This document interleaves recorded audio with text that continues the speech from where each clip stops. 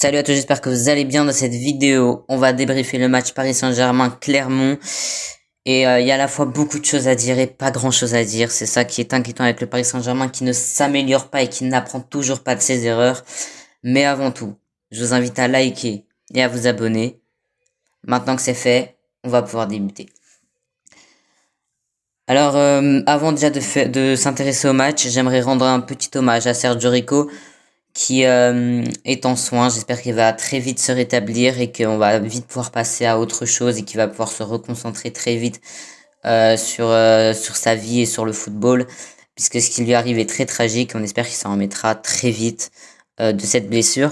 Donc voilà, j'en profite pour lui rendre un petit hommage, puisque je n'ai pas fait de vidéo entière sur son sujet, puisque voilà, ça allait être une vidéo de 2-3 minutes et ça n'a pas réellement d'impact. Voilà, donc j'en profite pour le placer dans ce débrief, puisque c'était le match où les supporters parisiens et le club en général lui ont rendu hommage.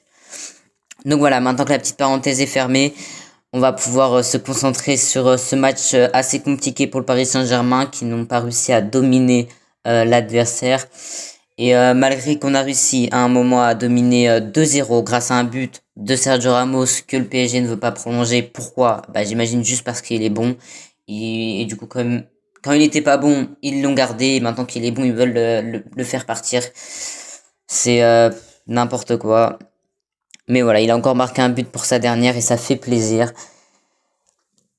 Et voilà, il y a aussi eu un but de Kylian Mbappé sur penalty. Donc on va commencer par Donnarumma, parler de sa performance. Voilà, c'est un match assez compliqué pour lui. Il a fait ce qu'il a pu. C'était un match compliqué où les défenseurs et l'équipe même en général l'a laissé un petit peu tout seul se débrouiller, où c'était un petit peu à lui de faire le sauveur, mais c'est pas facile. Il a donné ce qu'il a pu et on peut pas lui en vouloir pour cette mauvaise performance. Et voilà, bon, match compliqué pour Donnarumma. Après, c'était une défense à 3 avec un Danilo.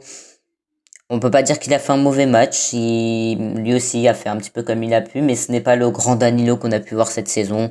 Bon, encore une fois, rien d'alarmant. Il nous a sorti une très grosse saison.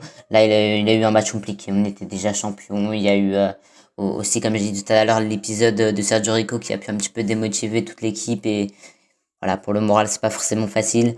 Donc ouais, voilà, on lui pardonne. Et rien d'alarmant pour Danilo et Donnarumma. Sergio Ramos a été pour moi l'un des seuls joueurs, voire le seul joueur au niveau aujourd'hui. Il s'est donné, il a marqué son petit but de la tête pour son dernier match. Il a sauvé à plusieurs reprises le Paris Saint-Germain. Et je pense que sans lui, on perd 5 voire 6-2. Même pas 6-1 puisqu'il marque un but.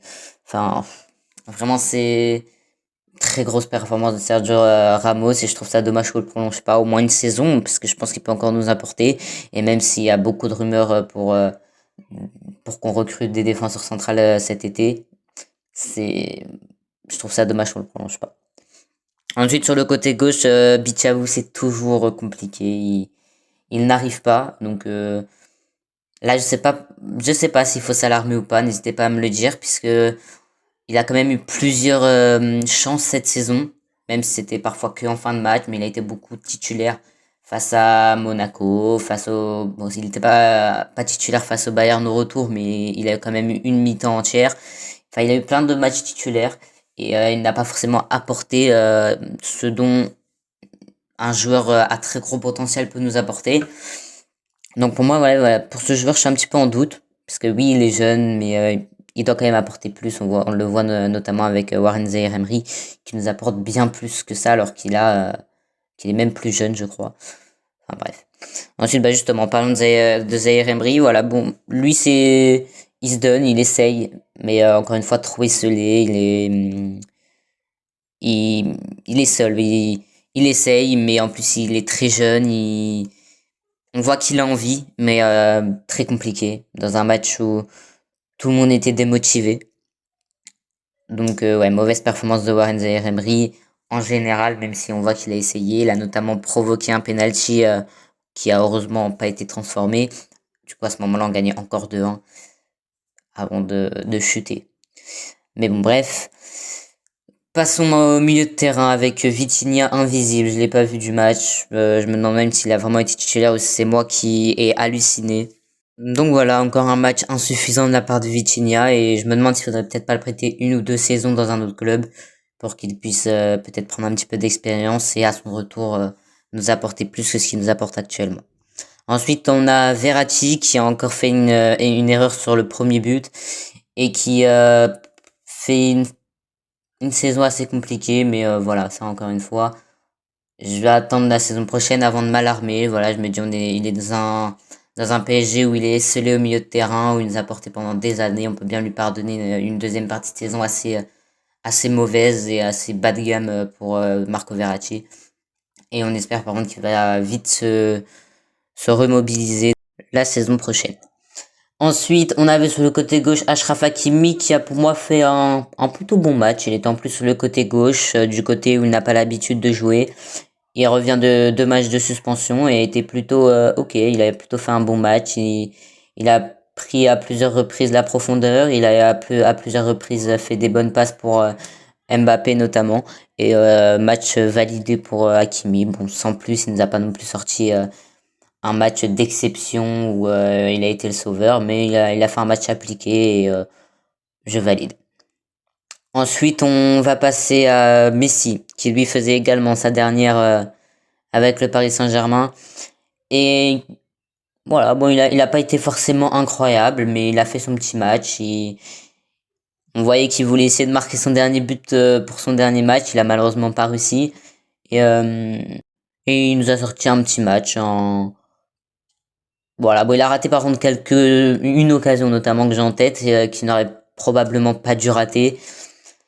Mais après, difficile de lui en vouloir dans un Paris Saint-Germain si affaibli comme ça, si mauvais.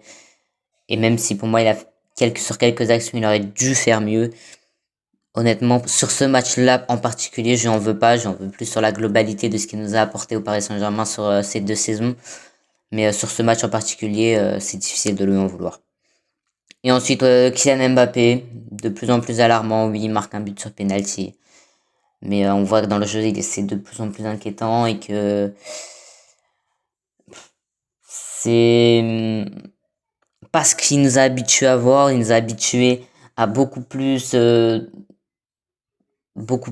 beaucoup plus de confiance, beaucoup plus de magie dans son jeu.